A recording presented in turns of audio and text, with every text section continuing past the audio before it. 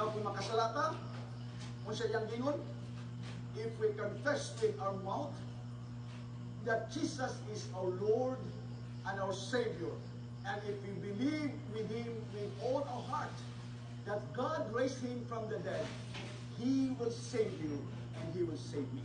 Romans 10 verse 9. Christ is the life. Si Kristo ang kinabuhi, mga igsoon. Ngano? Tungod kay He was able to touch with divine and the human nature, or the human. By His humanity, Christ touched humanity. By His divinity, He lays hold upon the throne of God. Nganong nagpakatao siya, aron ihagyod na ba na ma-experiensyahan ang nature sa tao. Pagkanindot ko sa Ginoo, He was fully God and fully man.